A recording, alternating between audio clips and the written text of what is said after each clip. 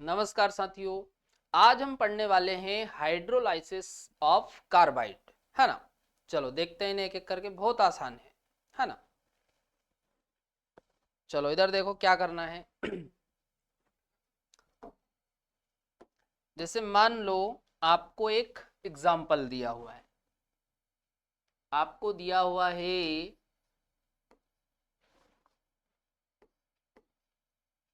Be2C, ये आपको carbide दिया हुआ है ना। इसका आपको जल अपघटन करना है और बताना है कि क्या बन रहा है। चलो देखो, तो अपन यहां पर जल ले लेते हैं H2O, और इधर आपको बताना है कि यहां पर क्या बन रहा है। चलो अब करना क्या है, इधर देखो। जो भी कार्बाइड आपको दिया जाता है पहले आपको उसे आयन के रूप में तोड़ना है, ठीक है। चलो देखो इधर, तो पहले हम इसे तोड़ते हैं, तो ये टूटेगा। अब देखो ये जो पेयर में नंबर लगा हुआ है ये चला जाएगा आगे, तो ये हो जाएगा 2Be प्लस C, है ना। अब आपको चार्ज लगाना है, तो भाई बेरिलियम क्या होता है, मेटल, और मेटल पे पॉजिटिव चार्ज आता है, और बेरिलियम सेकंड ग्रुप का एलिमेंट है, तो इस पे चार्ज आएगा +2, है ना। तो इस पे चार्ज आ जाएगा +2। अब यहां पर आप देखो एक बेरिलियम पे +2 आ रहा, एक बेरिलियम पर कितना आ रहा, +2, मतलब दो बेरिलियम पर मिलाकर कितना आएगा, +4, क्योंकि किसी भी उदासीन यौगिक में जितना पॉजिटिव चार्ज होता है उतना ही नेगेटिव होता है, तभी तो वो उदासीन होता है। चलो, तो भाई कार्बन पे नेगेटिव, तो कार्बन पे -4 लगाएंगे, क्योंकि आप देखो ये चार्ज का मल्टीप्लाई आपको मोल में करना पड़ता है, तब जाके टोटल चार्ज निकलता है। तो 2 दून 4, तो पॉजिटिव चार्ज है +4, +4 है, तो माइनस भी उतना ही होना चाहिए, तो कार्बन पे अपन ने लगा दिया -4। चलो आगे देखो, अब जल, तो ध्यान रखना जल को जब हम तोड़ते हैं तो H पॉजिटिव और OH नेगेटिव में टूटेगा, तो H positive plus OH negative, तोड़ दिया इस प्रकार से। अब आपको पॉजिटिव को नेगेटिव पे जोड़ना है और नेगेटिव को पॉजिटिव पे जोड़ना है। चलो ये पॉजिटिव, तो इसको जोड़ो नेगेटिव पर, और ये नेगेटिव, तो इसको जोड़ो पॉजिटिव पर, है ना। चलो देखो अब आगे,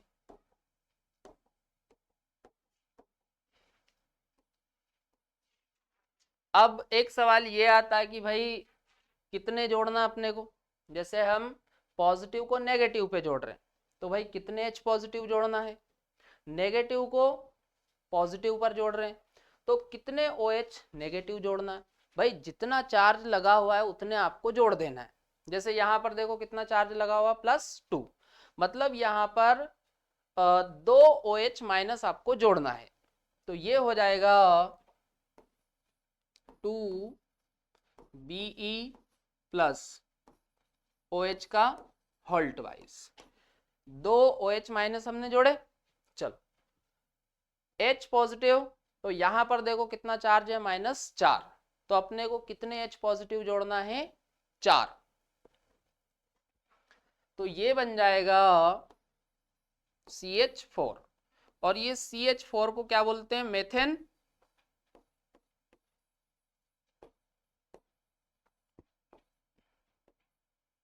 चलो अब यहां पर आप देखो ये हो गया हाइड्रोलाइसिस।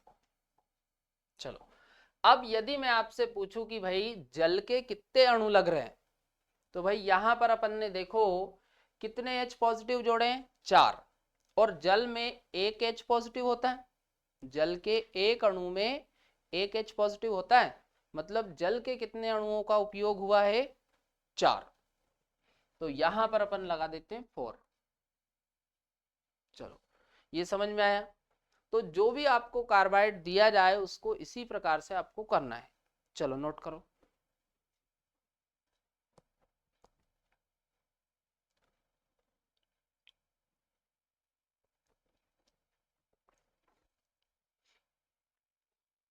चलो अगला एग्जांपल देखो।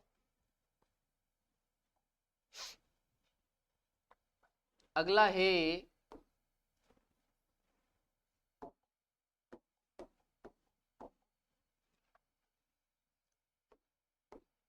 Al4C3 plus H2O।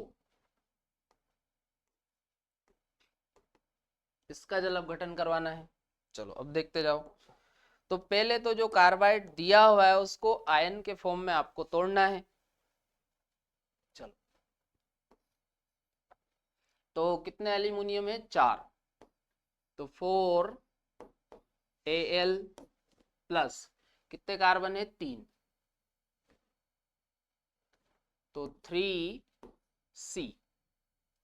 अब एल्यूमिनियम पे चार्ज होता है +3। एल्यूमिनियम पे चार्ज कितना आता है? +3।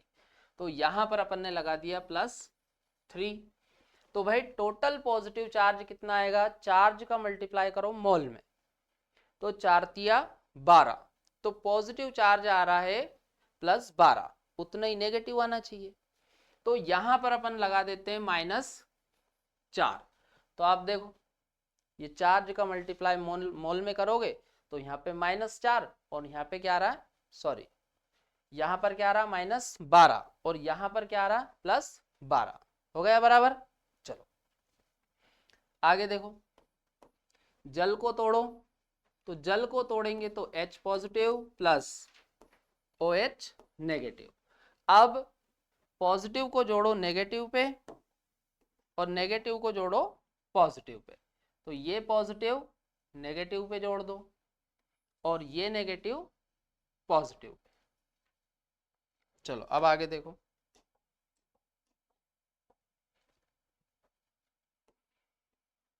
तो कितने जोड़ेंगे यहाँ पर? चार्ज देखो +3 लगा हुआ है, मतलब 3 OH माइनस आपको जोड़ना है। तो 4Al OH का होल थ्राइस प्लस यहां पर कितने H पॉजिटिव जोड़े? तो चार्ज देखो -4 लगा हुआ है, मतलब 4 H पॉजिटिव आपको जोड़ना है। तो ये हमने जोड़ दिए 4 H पॉजिटिव। तो यहां पर भी क्या बन रही है? मेथेन। यहां पर भी क्या बन रही है? मेथेन। साथ में क्या बन रहा है? AlOH का होल थ्राइस। अच्छा, यहां पर आप देखो जल के कितने मोल का उपयोग हो रहा है। तो अब आप यहां पर देखो, अपन ने यहां पर कितने H पॉजिटिव जोड़े? 4। तो भाई ये तो चार्ज से, पर टोटल आप देखो ये आगे 3 लगा हुआ है। तो टोटल यहां पर हमने हाइड्रोजन जोड़े 12। भाई यहां से देखो 3 चुक 12। तो यहां पर अपन लगा देते हैं 12। तो याद रहेगा क्या करना है?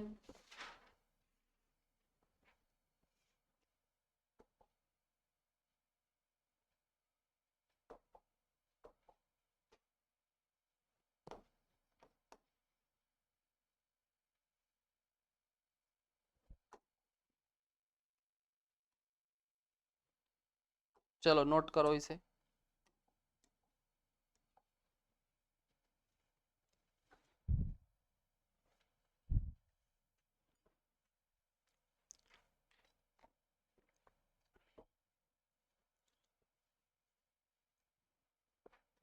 चलो अगला एग्जाम्पल देखो।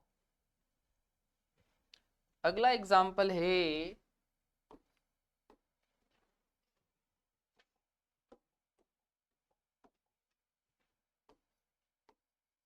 CaC2 plus H2O।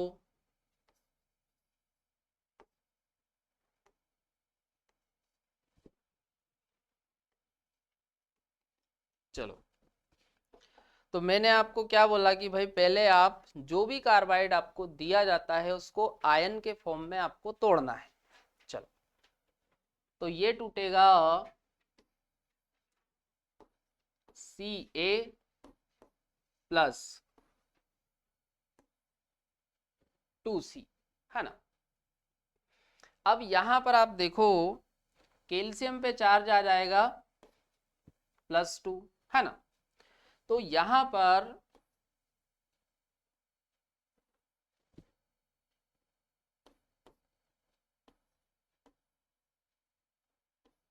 इस पे ब्रैकेट लगा के लगाएंगे, है ना, -2, क्योंकि जितना पॉजिटिव चार्ज होता है उतना ही नेगेटिव चार्ज, तभी तो ये न्यूट्रल है ना। देखो, अपन ने ये ब्रैकेट इसलिए लगाया क्योंकि यदि अपन नॉर्मली इस प्रकार से लिख देते हैं 2C की पावर -2, तो भाई ये देखो 2 दूनी 4 -4 होगा, तो अपने को ऐसा ब्रैकेट लगा के लिखना है ना। देखो आगे, अब जल को तोड़ो, तो जल टूटता है H positive plus OH negative. अब देखो यहां पर पॉजिटिव को नेगेटिव पर जोड़ना है और नेगेटिव को पॉजिटिव पर जोड़ना है, बहुत आसान है।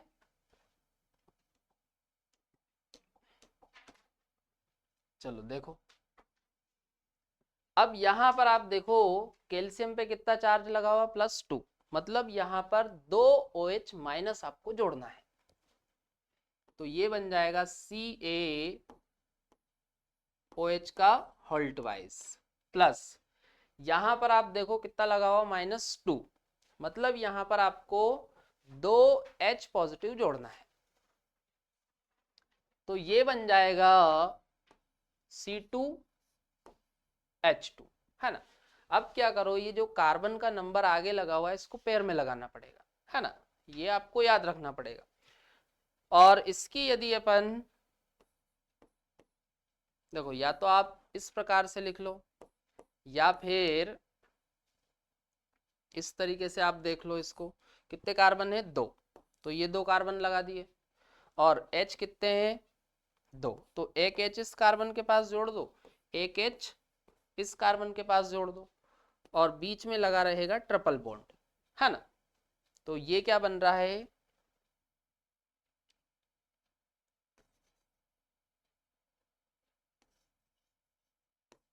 एथाइन। क्या बन रहा है, एथाइन। या फिर अपन इसको एसीटाइलिन भी बोलते हैं। क्या बोलते हैं इसको, एसीटाइलिन, ध्यान रखना, एथाइन बोल दो या एसीटाइलिन, है ना, नोट करो इसे। अच्छा, बताओ जल के कितने मोल का यूज हो रहा है, तो भाई यहां पर देखो कितने H पॉजिटिव हम जोड़ रहे हैं, 2, मतलब जल के कितने अणु लग रहे हैं, 2। भाई एक जल के अणु में एक H पॉजिटिव होता है और एक OH नेगेटिव, तो आप H पॉजिटिव की संख्या देख लो या OH नेगेटिव की संख्या देख लो, तो जल के कितने अणु लग रहे हैं, 2।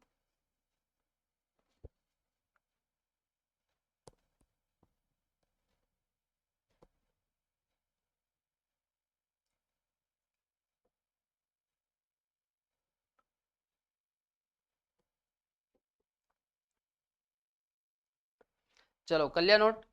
अगला देखो, एक और एग्जांपल हम देखते हैं।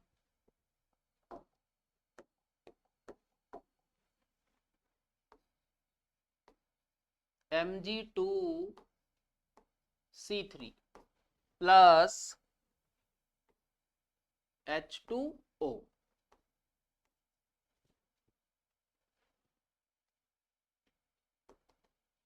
चलो, तो पहले तो आप इसे आयन के फॉर्म में तोड़ो, तो ये टूटेगा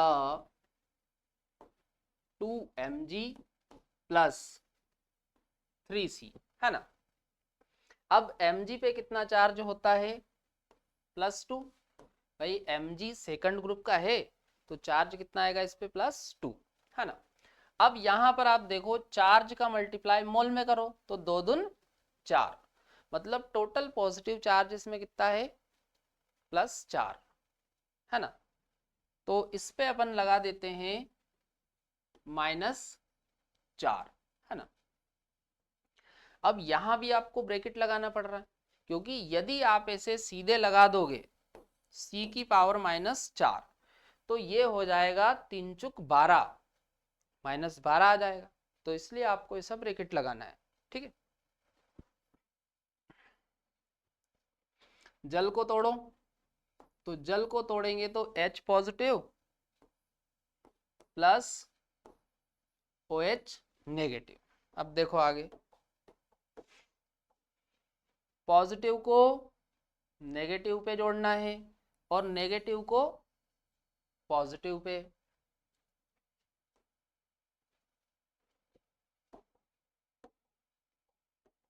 चलो, तो यहां पर चार्ज देखो कितना लगा हुआ, +2, मतलब यहां पर आपको 2 OH माइनस जोड़ना है।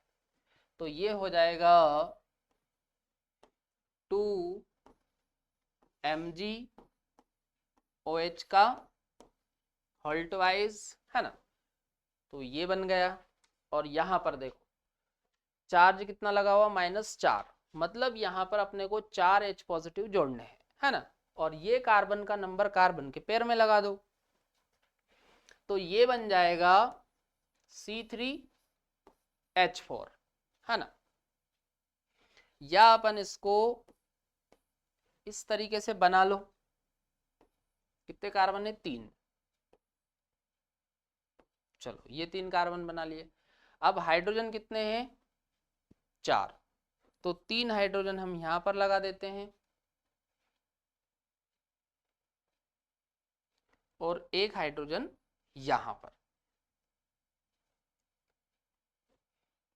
यहां पर सिंगल बॉन्ड और यहां पर ये ट्रिपल बॉन्ड आ जाएगा। या फिर आप ऐसा करो,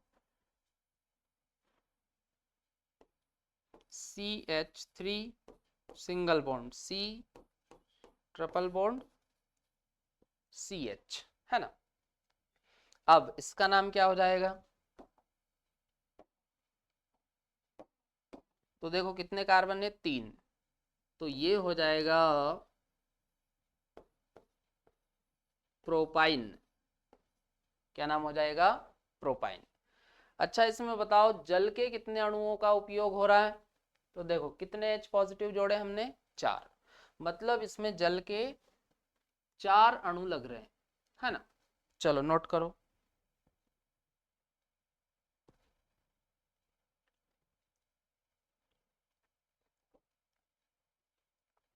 चलो कर लिया नोट। तो देखो ध्यान रखना, ये जो कार्बाइड होते हैं ये इतने ही होते हैं, है ना। इतने ही अपने काम के, अपने सिलेबस में भी यही है, इन्हीं पर क्वेश्चन बार बार आता रहता है ना। चलो अब अगला हम देखेंगे हाइड्राइड, है ना। चलो देखो, तो देखो इस समूह के ये जो तत्व है ये बनाते हैं MH4। किस टाइप के हाइड्राइड बनाते हैं, MH4, है ना।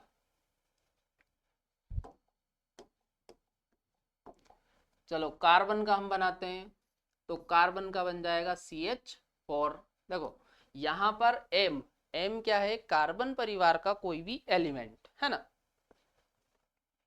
सिलिकॉन का बन जाएगा SiH4, जर्मेनियम का बन जाएगा GeH4, टिन का बन जाएगा SnH4,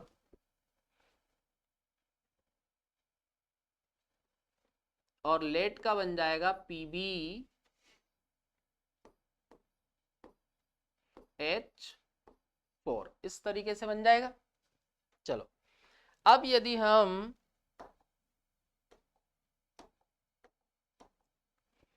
ये जो इनके हाइड्राइड है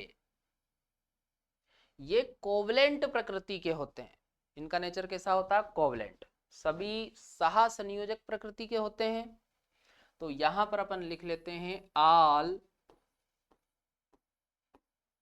कोवलेंट, है ना, ऑल कोवलेंट। चलो अब हम इनमें एक एक करके कुछ प्रॉपर्टी डिस्कस करेंगे, है ना। जैसे सबसे पहले हम देखेंगे इनमें बॉन्ड लेंथ, है ना। तो भाई सीधी सी बात है, जब आप समूह में नीचे जाओगे, चलो पहले समझो, तो CH4 SiH4 GeH4 SnH4 PbH4, है ना। अब इस केस में आप देखो, हम समूह में नीचे जा रहे हैं,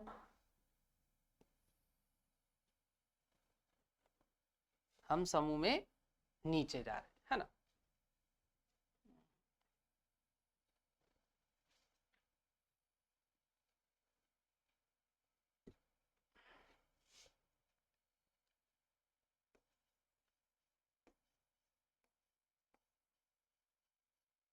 down the group,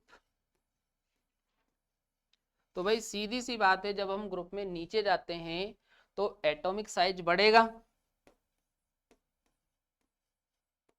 atomic size, और एटॉमिक साइज बढ़ेगा, और सीधी सी बात है एटॉमिक साइज बढ़ेगा तो जो बॉन्ड लेंथ है वो भी बढ़ेगी। तो नीचे हम जाएंगे तो नीचे जाने पर जो बॉन्ड लेंथ है वो बढ़ेगी, मतलब सबसे ज्यादा बॉन्ड लेंथ इसमें होगी। ये ऑर्डर बन जाएगा बॉन्ड लेंथ का। चलो नोट करो।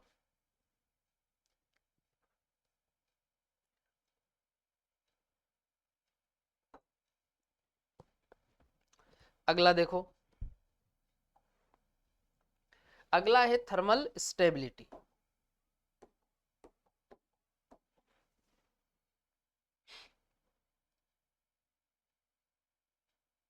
तो देखो ये जो थर्मल स्टेबिलिटी होती है ये बॉन्ड एनर्जी के डायरेक्टली प्रोपोर्शनल होती है, और बॉन्ड लेंथ के यदि हम बात करें तो बॉन्ड लेंथ के ये होती है व्युत्क्रमानुपाती।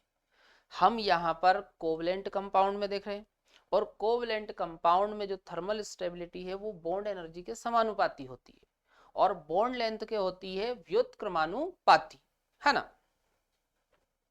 चलो तो देखो इधर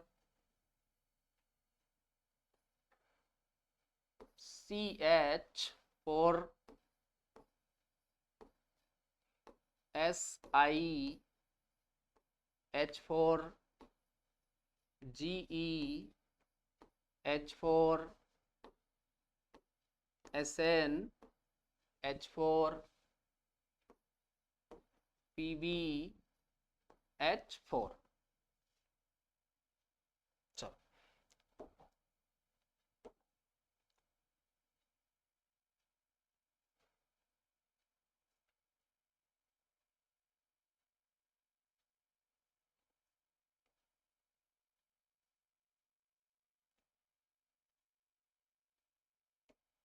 चलो अब देखो यहाँ पर, अब हम समूह में नीचे जा रहे हैं, है ना। तो सीधी सी बात है, समूह में नीचे जा रहे हो, डाउन द ग्रुप।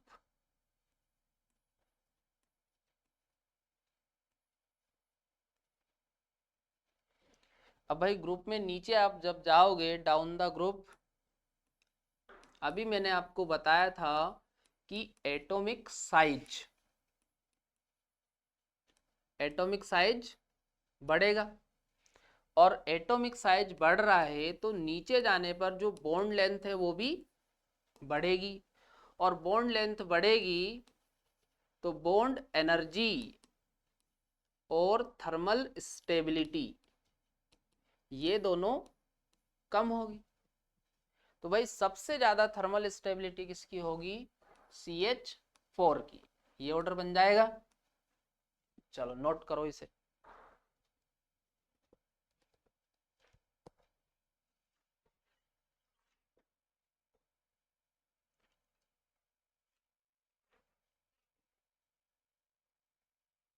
चलो अगला देखो, अगला है एसिडिक नेचर, है ना। तो ये जो एसिडिक नेचर होता है, एसिडिक नेचर, तो ये जो एसिडिक नेचर है ये डायरेक्टली प्रोपोर्शनल होता है MH बॉन्ड लेंथ के।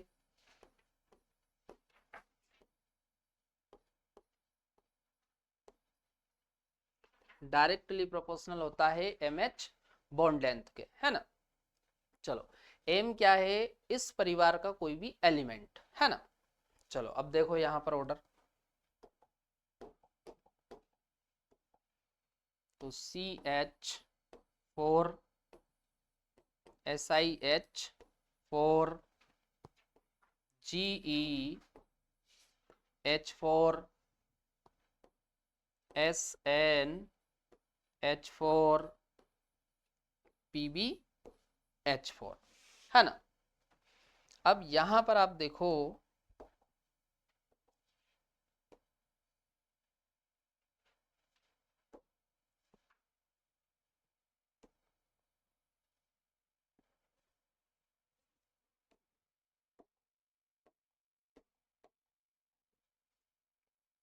चलो अब यहां भी हम डाउन द ग्रुप जाएंगे, डाउन द ग्रुप। अब भाई सीधी सी बात है, आप डाउन द ग्रुप जाओगे तो एटॉमिक साइज बढ़ेगा, एटॉमिक साइज बढ़ेगा, और एटॉमिक साइज बढ़ रहा तो सीधी सी बात है, जो MH बॉन्ड लेंथ है, MH बॉन्ड लेंथ ये भी बढ़ेगी, और MH बॉन्ड लेंथ बढ़ेगी तो जो एसिडिक नेचर है, एसिडिक नेचर या फिर अम्ली प्रकृति या अम्लीता आप बोल सकते हो, ये भी नीचे जाने पर बढ़ेगी। तो सबसे ज्यादा अम्लीता किसकी होगी, PbH4 की, है ना। क्योंकि भाई यहां पर बॉन्ड लेंथ सबसे ज्यादा है, तो सबसे ज्यादा बॉन्ड लेंथ होने के कारण ये बहुत आसानी से H पॉजिटिव दान कर देगा, है ना। चलो नोट करो,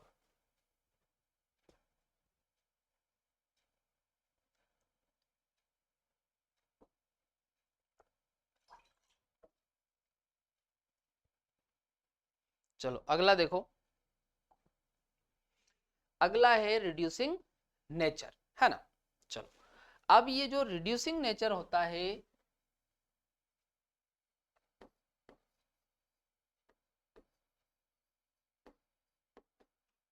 रिड्यूसिंग नेचर,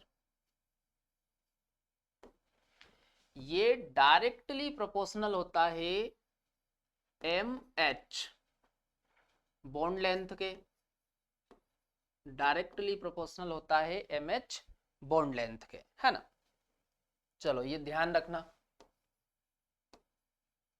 अब ऑर्डर देखो,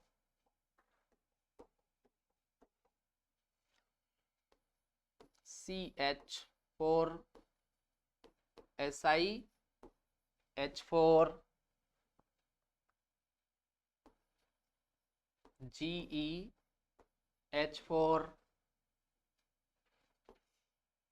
SnH4 और PbH4, है ना।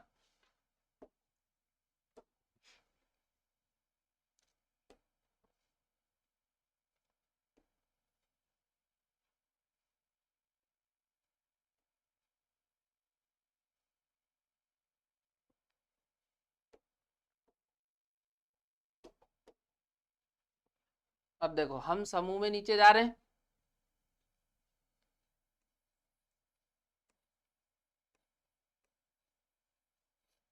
Down the group.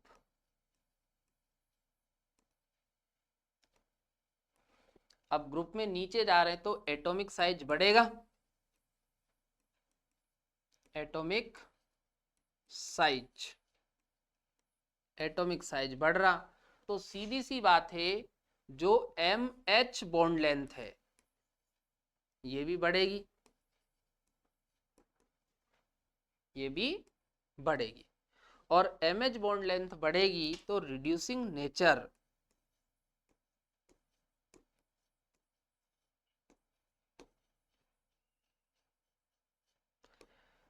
नेचर भी बढ़ेगा। तो सबसे ज्यादा रिड्यूसिंग नेचर किसमें होगा? PbH4 में, है ना।